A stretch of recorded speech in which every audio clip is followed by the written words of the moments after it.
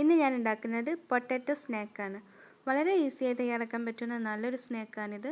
Recipe ഇഷ്ടപ്പെട്ടാൽ subscribe ചെയ്യാൻ മറക്കരുത്. 3 വലിയ പൊട്ടാറ്റോ ഞാനിവിടെ എടുത്തിട്ടുണ്ട്. ഇത് ഞാൻ വേവിച്ചെടുത്തതാണിത്. കുക്കറിൽ വെച്ചിട്ട് നമുക്ക് പെട്ടെന്ന് തന്നെ കിഴങ്ങ് വേവിച്ചെടുക്കാം. ഇനി കൈവച്ച് ഉടച്ചെടുക്കണം. ചൂടാറിയതിന് ശേഷം നമുക്ക് നല്ലപോലെ ഉടച്ചെടുക്കാം. ഒട്ടും തന്നെ കഷ്ണം പാടില്ല. അപ്പോൾ അത് നല്ലപോലെ ഉടച്ചെടുക്കണം.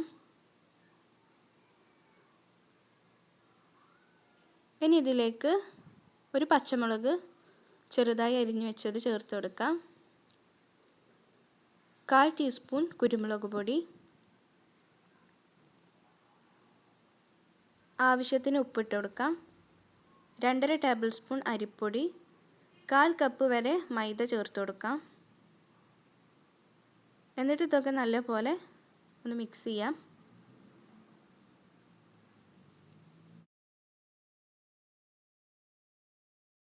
പിന്നെ ഇതിലേക്ക് ഒരു മുട്ടയും കൂടെ ഞാൻ ചേർത്ത് കൊടുക്കുന്നുണ്ട്.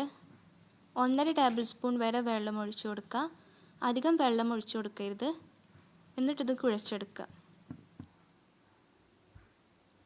ഈ ഒരു പരുവത്തിലായിരിക്കണം. പിന്നെ ഞാനിവിടെ ഇടിയപ്പം പ്രസ് എടുക്കുന്നുണ്ട്. ഈ പൊട്ടാറ്റോ കൂട്ട് ഇതിലേക്ക് ഇട്ട് കൊടുത്ത് മുറുക്കൊക്കെ നമ്മൾ ഉണ്ടാക്കുന്ന ഒരു ഷേപ്പിലാണ് ഞാൻ ഈ സ്നാക്ക് ഉണ്ടാക്കുന്നത്.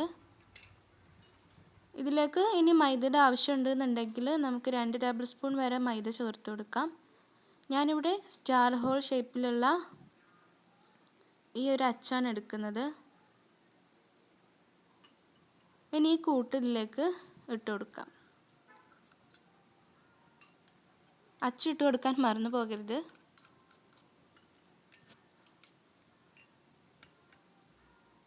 ഇനി ഇത് ടൈറ്റാക്കി അടച്ചു കൊടുക്കുക. ഇത് ഫ്രൈ ചെയ്യാൻ വേണ്ടിയിട്ട് ഓയിൽ വെക്കാം. നല്ലപോലെ എണ്ണ ചൂടായതിന് ശേഷം ഇതിലേക്ക് പ്രസ് ചെയ്ത് കൊടുക്കാം.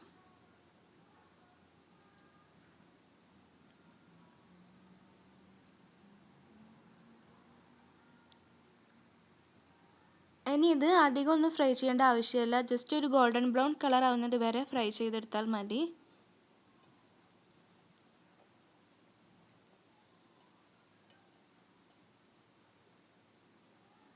ഇതിപ്പോൾ ഇവിടെ ആയിട്ടുണ്ട്. ഇനി എണ്ണയിൽ നിന്നും ടിഷ്യൂ പേപ്പറിലേക്ക് മാറ്റാം. ഇനി ബാക്കി ഇരിക്കുന്നതും നമുക്ക് ഇതുപോലെ ഫ്രൈ ചെയ്തെടുക്കുക.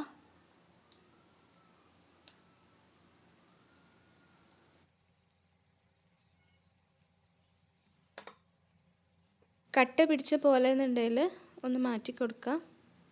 സ്പൂൺ വെച്ചിട്ട് ഇങ്ങനെ ചെയ്യുക.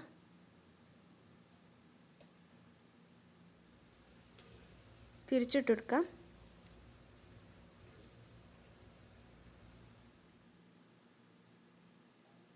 ഇനി ഇത് എണ്ണയിൽ നിന്നും മാറ്റാം.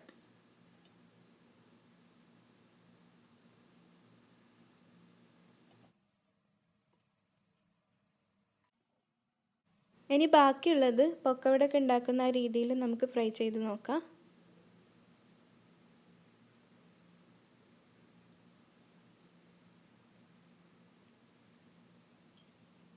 തിരിച്ചിട്ട് കൊടുക്കാം.